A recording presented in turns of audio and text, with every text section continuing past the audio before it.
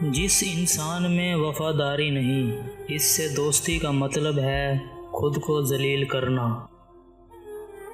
زندگی کے ہر موڑ پر صلح کرنا سیکھو، کیونکہ جھکتا وہی ہے جس میں جان ہوتی ہے، اکڑنا تو مردے کی پہچان ہوتی ہے۔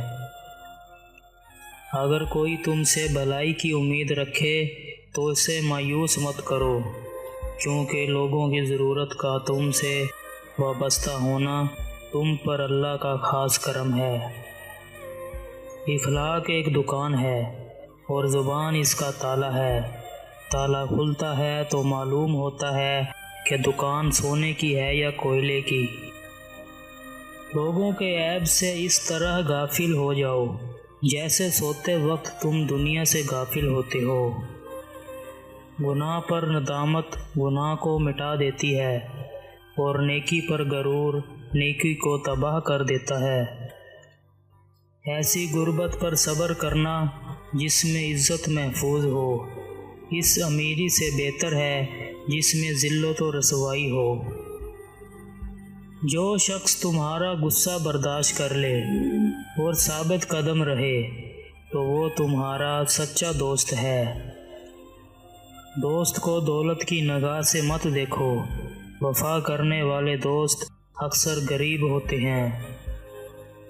نماز کی فکر اپنے اوپر فرض کر لو، خدا کی قسم دنیا کی فکر سے آزاد ہو جاؤ گے اور کامیابی تمہارے قدم چومے گی۔ حق بات کی پہلی نشانی یہ ہے کہ اس کی ہمیشہ مخالفت ہوتی ہے۔ جس کی کوئی مخالفت نہیں وہ قطعاً حق نہیں۔ جو دکھ دے اسے چھوڑ دو، لیکن جسے چھوڑ دو اسے دکھ مت دو۔ جو ذرا سی بات پر دوست نہ رہے وہ دوست تھا ہی نہیں۔ جس کو ایسے دوست کی تلاش ہو جس میں کوئی خامی نہ ہو، اسے کبھی بھی دوست نہیں ملتا۔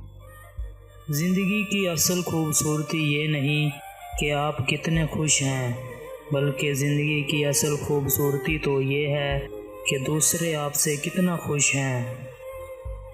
تمام رشتوں میں سب سے کمزور رشتہ تمہارے جسم اور روح کا ہے، نہ جانے کس وقت اور کہاں ٹوٹ جائے۔